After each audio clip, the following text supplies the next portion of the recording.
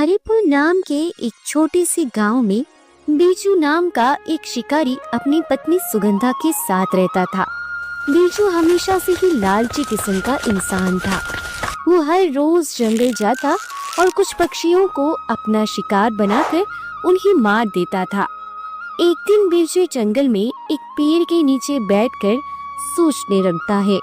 अरे ये रोज रोज छोटे छोटे पक्षियों और जानवरों को मार कर तो मैं बिल्कुल अमीर नहीं बनने वाला। इसके लिए तो मुझे कोई बड़ा ही तीर मारना पड़ेगा। लेकिन क्या करूं कुछ समझ नहीं आ रहा। ज्यादा सोच मत बिरजू, घर चल, तेरी बीवी तेरा इंतजार कर रही होगी। चल भाई चला जाए। ऐसा अपने आप को बोलकर बीजू शिकारी अपने घर की ओर निकल जाता है।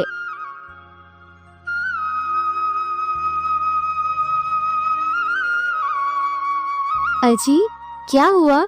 रोज रोज आप जंगल से आते हैं तो मुंह लटका के ही आते हैं। शिकार तो आप रोज रोज करते हो, फिर ऐसा क्यों भला? अरे पगली देख, मुझे शिकार तो रोज मिल ही जाता है, लेकिन इससे हम धनवान तो नहीं बनने वाले ना।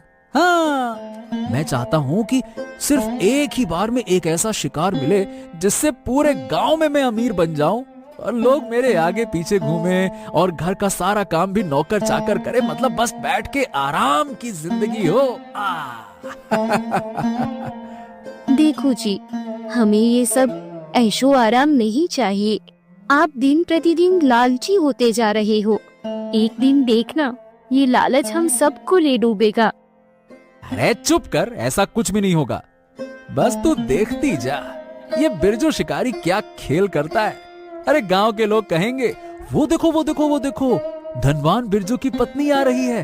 हा, बड़ी सुंदर है। हा, क्या बोलती है। हा, कितनी अच्छी है। ऐसे लोग तेरी तारीफ के पुल बांधने लगेंगे, देखना। देखो, मैं आपकी बातों में नहीं आने वाली हूँ, लेकिन मेरी भी एक बात का हमेशा ख्याल रखना।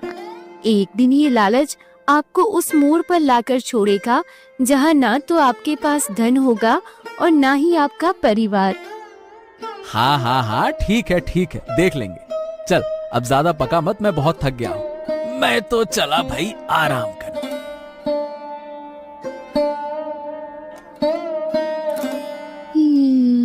हे भगवान, मैं इनको समझाते समझाते थक गई हूँ कि ये धनवान बनने का लालच छोड़ दो। हमें जो मिल रहा है हम उसमें ही खुश हैं। लेकिन क्या करूँ, मेरी बातों का तो उन पर कोई असर ही नहीं पड़ता। खैर छोड़ो, जब इनको ठोकर लगेगी ना तो अपने आप समझ आ जाएगा। मैं चलती हूँ खाना बनाने। ऐसा बोलकर सुगंधा खाना बनाने चली जाती है। इधर उसी गांव में शंकर नाम का एक किसान अपनी पत्नी पार्वती के साथ रहता था। शंकर के ससुर ने शंकर को दहेज में एक ऊंट दिया था। वो ऊंट काफी ज्यादा समझदार था। शंकर के बिना ना वो घास खाता था और ना ही पानी पीता था। देखा पार्वती, ये ऊंट कितना ख्याल रखता है मेरा।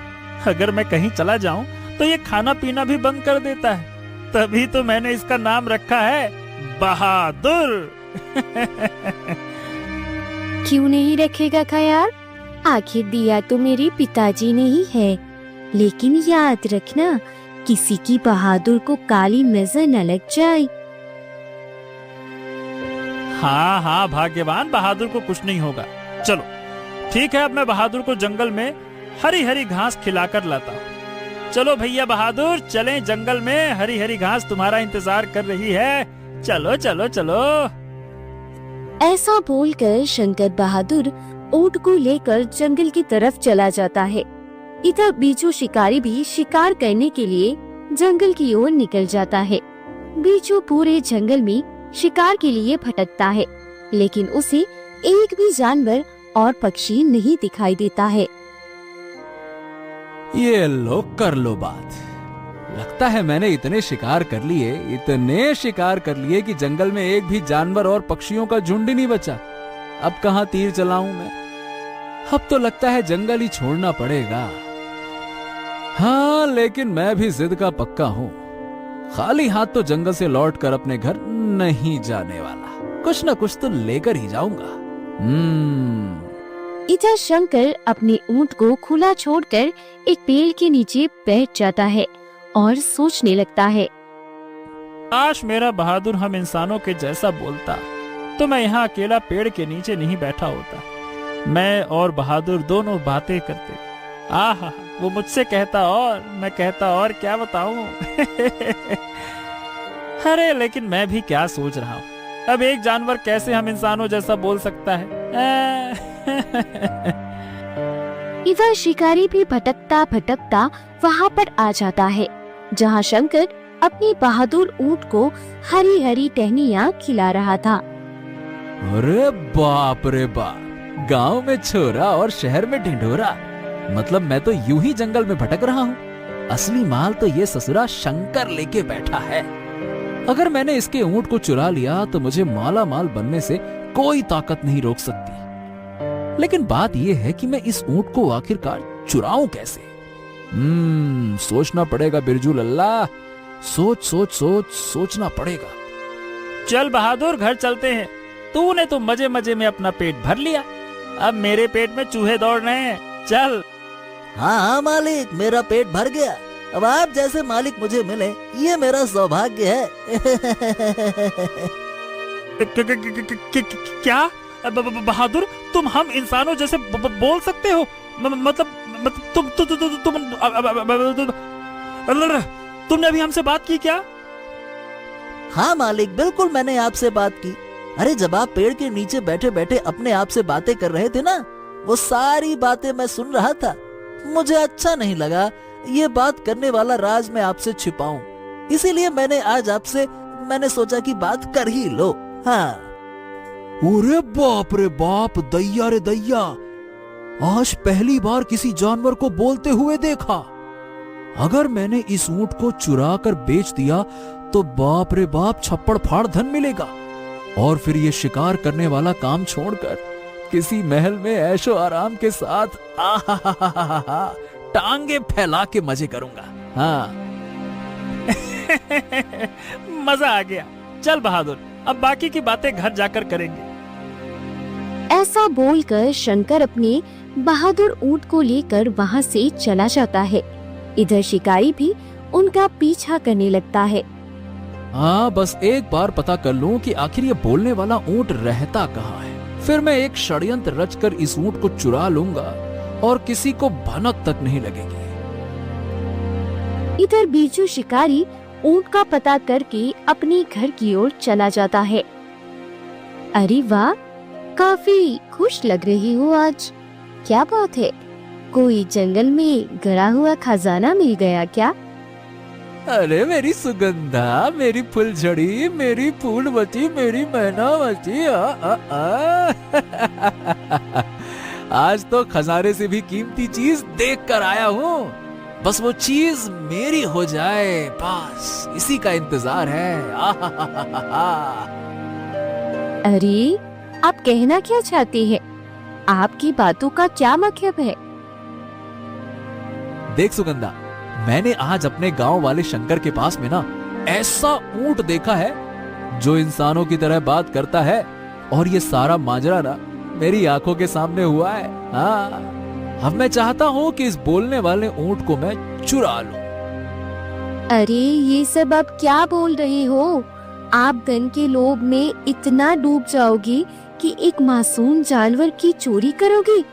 ये तो मैंने कभी सोचा भी नहीं था। अरे तू हर रोज मुझे टोकती क्यों रहती है? ये मत करो, वो मत करो, मैं। सुन, मेरा मकसद बस एक ही है, उस ऊंट को चुराना और धनवान बनना। इसके लिए मुझे एक शातिर चोर की जरूरत पड़ेगी, और वो मेरा दोस्त हरिया है। कल सुबह ही मैं उसके पास जाता हूँ।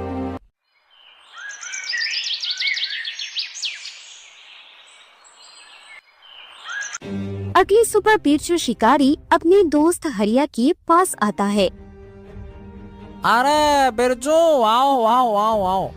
मुझे पता है ऐसे तो तुम मेरे पास आते नहीं हो, जरूर कुछ काम होगा, क्यों?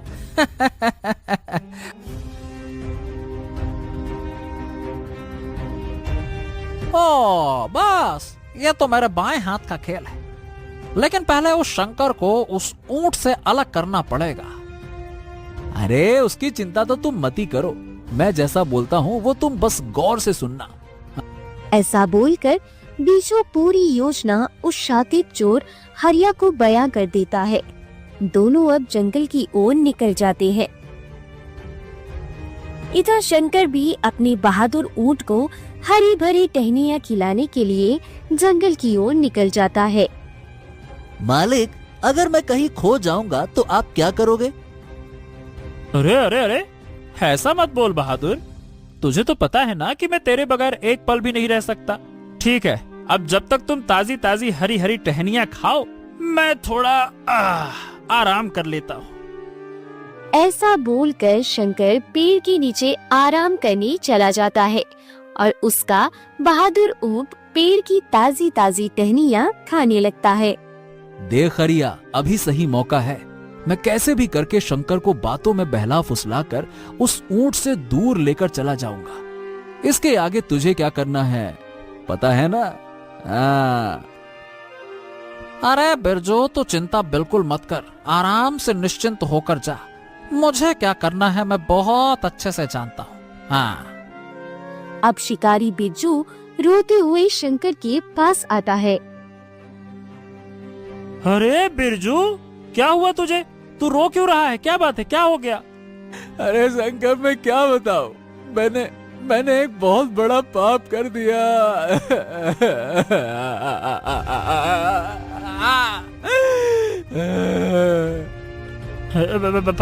पर मुझे बताएगा कि आखिर हुआ क्या है? कौन सा पाप कर दिया? थोड़ा बता तो सही। शंकर, मैं शिकार करने गया था, तभी मुझे एक हिरण दिखाई दिया। मैंने उसी दिशा में धनुष की डोरी तानकर तीर चलाया। वो तीर हिरण को लगा ही नहीं, बल्कि एक तपस्या कर रहे साधु बाबा के सीने पर जा लगा। अभी वो तपस्वी जिंदा है और मैं उन्हें वैद्य जी के पास ले जाना चाहता हूँ, लेकिन मैं अकेला क्या ही कर सकता हूँ। अरे बाप रे बाप! बिरजू, तू चिंता मत कर, मैं तेरी मदद करूंगा। चल, हम दोनों मिलकर घायल साधु महाराज को वैद्य जी के पास ले जाएंगे। चल चल चल चल चल। अरे बिरजू, चल जल्दी कर। अब बिरजू शंकर को अपनी बातों में बहला फुसलाकर वहाँ से चला जाता है। कुछ देर बाद हरिया ऊंट के पास आ जाता है। हाँ, खाते रहो यहाँ पर हरी हरी टहनियाँ, और वहाँ तुम्हारा मालिक मुसीबत में है। और मुझे यह भी पता है कि तुम इंसानों की तरह बोल भी सकते हो। हाँ। क्या हुआ मेरे मालिक को? सच सच बताओ। तुम्हारा मालिक जंगल की सबसे खतरनाक गुफा के अंदर चला गया है, और हमने सुना है कि उस गुफा में जो कोई भी जाता है जिंदा लौट कर तो नहीं आता। क्या? ऐसा नहीं हो सकता, जरूर उन्हें कोई फंसाने की कोशिश कर रहा है। चलो, तुम मुझे बताओ कि आखिरकार वो गुफा कहाँ है। अब हरिया भी बहादुर को लेकर जंगल के भीतर चला जाता है। लगता है कि अब तक तो हरिया ने उस ऊंट को बहला फुसला कर कहीं गायब कर ही दिया होगा। अब मुझे अपनी योजना को अंजाम देना चाहिए। चलो। दोनों चलते चलते एक पेड़ के पास रुक जाते हैं। शंकर, वो साधु महाराज यहीं पर मेरे तीर से घायल हुए थे, पर पता नहीं मतलब कहाँ चले गए, समझ नहीं आ रहा। पर बिरजू, साधु महाराज तो घायल थे, तो वो खुद चलकर तो कहीं जा नहीं सकते। हाँ, मुझे लगता है कि वो जरूर किसी जंगली जानवर के चंगुल में फंस गए हैं। हमें उन्हें तुरंत ढूंढकर बचाना चाहिए। हाँ? अरे नहीं, कोई जंगली जानवर नहीं ले गया होगा शंकर। मुझे जरूर लगता है कि उनके शिष्य ही उन्हें ले गए होंगे। देखो, अब जब उनके शिष्य उन्हें ले गए हैं, तो मुझे लगता है कि अब हमें भी अपने घर चलना चाहिए। हाँ, ये भी हो सकता है कि उनके शिष्य ले गए हों। चलो, फिर हम भी चलते हैं। मेरा बहादुर भी जंगल में अकेला है। चलो। अब दोनों अपनी अपनी रास्ते पर निकल जाते हैं। इधर हरिया बहादुर को एक गुफा के अंदर ले जाता है।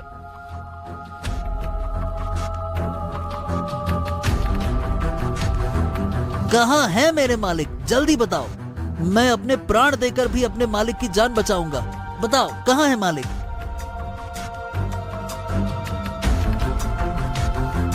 पहले अपने आप को तो बचा ले मूर्ख ऊंट, क्योंकि तुझे हम अपने जाल में फंसाकर बेचने वाले हैं और अमीर बनने वाले हैं।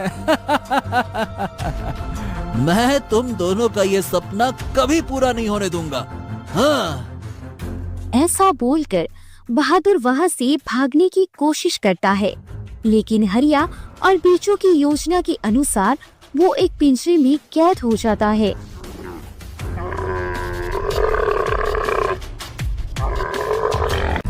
इधर शंकर भी उसी जगह आ जाता है जहाँ उसने बहादुर को छोड़ा था।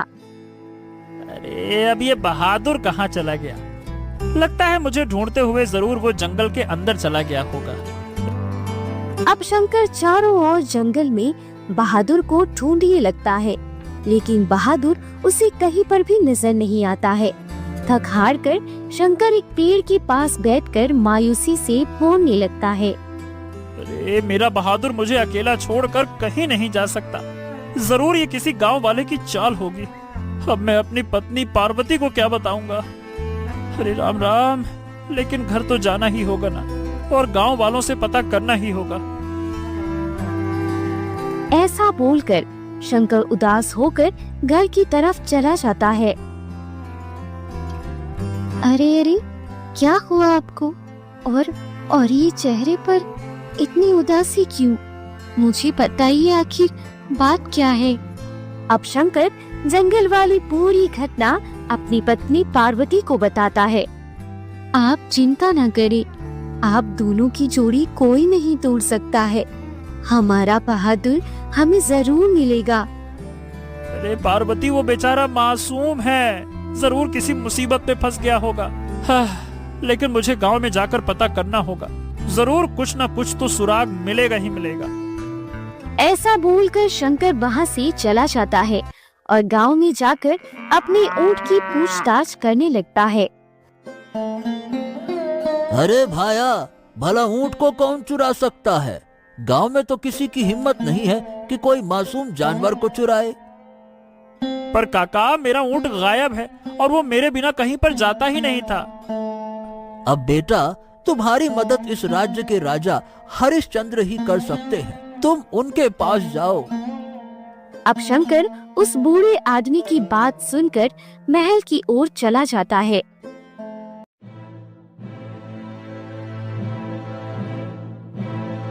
हाँ, तो बताओ कौन हो तुम और क्या समस्या है तुम्हारी?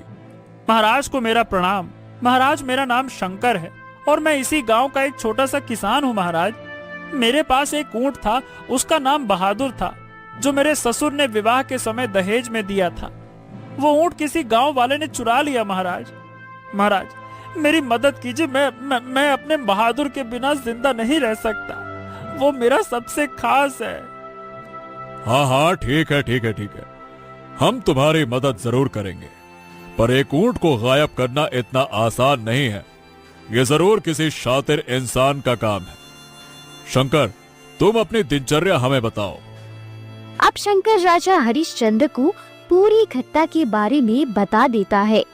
महाराज, मुझे लगता है कि जरूर ये काम उस बिरजू शिकारी का होगा। पर मंत्री जी, बिरजू शिकारी को आखिर चोरी करने की क्या जरूरत? वो तो एक शिकारी है, चोर नहीं। महाराज, इसी बात का तो बिरजू ने फायदा उठाया। वो चाहता था कि शंकर अपने ऊंट से दूर हो जाए, लेकिन महाराज ये काम अकेला बिरजू तो बिल्कुल नहीं कर सकता। जरूर कोई ना कोई और उसके साथ है। तो मंत्री जी, दूसरा कौन था? इसका पता तो सिर्फ बिरजू ही बता सकता है। ठीक है, आप एक काम करिए, बिरजू के पीछे लग जाइए। जरूर वो बिरजू का दूसरा साथी बिल से बाहर आएगा। जैसी आपकी आज्ञा महाराज।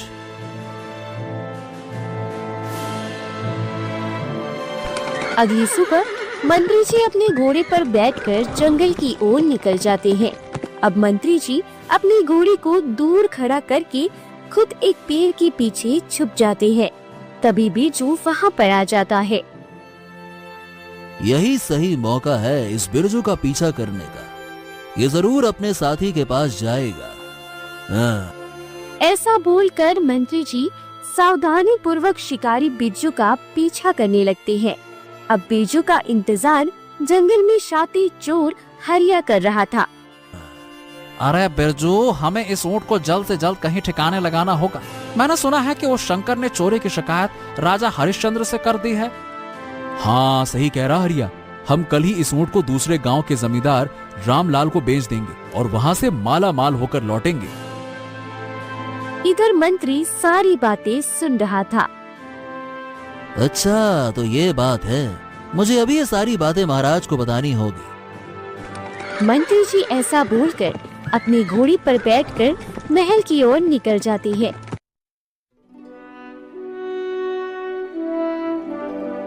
महाराज महाराज महाराज, उस ऊंट की चोरी शिकारी बिरजू और इस गांव का शातिर चोर हरिया ने मिलकर की है और हमें उन दोनों को जल्द से जल्द कारावास में डालना होगा, क्योंकि वो कल उस ऊंट को दूसरे गांव के जमींदार को बेचने वाले हैं महाराज। अच्छा, तो ये बात है।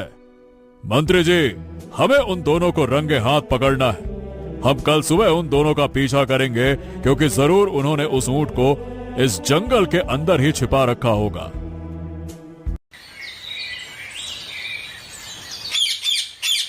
अगली सुबह राजा मंत्री और शंकर रथ में बैठकर जंगल की ओर निकल जाते हैं। इधर शिकारी बिरजू और हरिया दोनों भी जंगल की ओर निकल जाते हैं। हरिया, बस कुछ पल और इसके बाद तो हम दोनों धनवान होने वाले हैं। हाँ बिरजू, सच में तू मेरा परम मित्र है। चल, अब जल्दी से चल। इधर राजा मंत्री और शंकर एक पेड़ के पीछे छिप जाते हैं और शिकारी बिरजू और हरिया का इंतजार करने लगते हैं। अब जैसे ही बिरजू और हरिया उस जंगल के रास्ते से गुजरते हैं, वैसे ही राजा हरिश्चंद्र, मंत्री और शंकर उन दोनों का पीछा करने लगते हैं। वे दोनों पत्थर हटाकर गुफा के अंदर चले जाते हैं। शंकर, हमें लग रहा है कि इन दोनों ने तुम्हारे ऊंट को इसी गुफा में बंधक बना के रखा है। महाराज, मेरा बहादुर इस गुफा में है या नहीं, मैं अभी पुष्टि करता हूँ। ऐसा बोलकर शंकर जोर जोर से चिल्लाने लगता है। बहादुर, अरे ओ बहादुर, कहाँ हो तुम बहादुर? अब ऊंट अपने मालिक की आवाज सुनकर खुश होता है और वो भी जोर जोर से चिल्लाने लगता है। मालिक, मालिक, मैं यही हूँ। मालिक, इन लोगों ने मुझे यहाँ पिंजरे में कैद करके रखा है। मालिक! अब राजा और मंत्री ऊंट की आवाज सुनकर दंग रह जाते हैं। अरे शंकर, ये क्या? तुम्हारा बहादुर बिल्कुल इंसानों की तरह बात कर रहा है। ओह, तभी मैं सोचूं कि आखिरकार बिरजू और उसके दोस्त हरिया ने चोरी क्यों की। इधर बिरजू और हरिया काफी ज्यादा घबरा जाते हैं, क्योंकि उन्हें पता लग जाता है कि बाहर शंकर आ गया है। अरे बिरजू, लगता है कि हम फंस गए। देख देख देख, वो शंकर यहाँ पर महाराज को लेकर आ गया। अरे अब हम क्या करें? तभी वहाँ पर राजा हरिश्चंद्र, शंकर और मंत्री आ जाते हैं। ऊंट अपने मालिक को देखकर बहुत प्रसन्न होता है। बिरजू और हरिया, तुम दोनों ने धनवान बनने के लिए एक मासूम जानवर की चोरी की है। शर्म आनी चाहिए तुम दोनों को। महाराज मुझे माफ कर दीजिए। मैं लालच में अंधा हो गया था। आगे से मैं ऐसा कुछ नहीं करूंगा, बल्कि मेहनत करके अपना पेट भरूंगा। हाँ महाराज, मैं भी छोटी मोटी चोरियां करता था, लेकिन जब बिरजू ने मुझे बोलने वाले ऊंट के बारे में बताया तो मैं भी लालच में आकर अंधा हो गया था। अब से महाराज मैं चोरी करना छोड़ दूंगा और मेहनत करके पैसा कमाऊंगा। हाँ। तुम दोनों ने इतना बड़ा अपराध किया है तो सजा तो जरूर मिलेगी। तभी वहाँ पर शिकारी की पत्नी सुगंधा आ जाती है। मैंने आपको पहले ही बोला था कि एक दिन ये लालच आपसे आपका धन और परिवार छीन लेगा। महाराज, इनकी ओर से मैं माफी मांगती हूँ। अगर आपने इन्हें कारावास में डाल दिया तो मेरी जीवन का क्या होगा महाराज, क्या होगा?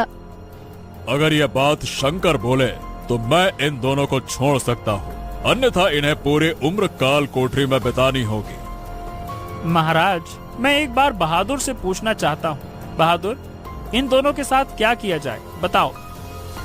मालिक, मैं चाहता हूँ कि इन दोनों को एक मौका और देना चाहिए, क्योंकि इन्होंने अपनी गलती स्वीकार कर ली है। तो महाराज, मेरा आपसे आग्रह है कि इन दोनों को माफ कर दिया जाए। ठीक है ठीक है ठीक है, इस बार तो तुम दोनों को हम छोड़ रहे हैं, लेकिन याद रखना, दोबारा ऐसी चिंदी चोरी और गलती की तो तुम्हें सजाए मौत दूंगा। चलो जाओ, दफा हो जाओ, तुम दोनों यहाँ से जाओ। ये सुनकर शिकारी बिरजू अपनी पत्नी और हरिया के साथ उस गुफा से चले जाते हैं। महाराज, आपका बहुत बहुत धन्यवाद। आज आपकी वजह से मुझे मेरे मालिक वापस मिल गए। ये एहसान आपका जिंदगी भर नहीं भूलूंगा। बहुत बहुत धन्यवाद। ये तो हमारा फर्ज था बहादुर, लेकिन मुझे एक बात समझ में नहीं आई कि तुम इंसानों की तरह बोल कैसे लेते हो। महाराज, इसके लिए आपको दूसरा भाग देखना होगा। तो दोस्तों, आप भी तैयार रहिए कि आखिर किस वजह से मैं इंसानों जैसा बोल रहा हूँ। दूसरा भाग जल्द ही आने वाला है, उसमें आपको सब पता चल जाएगा।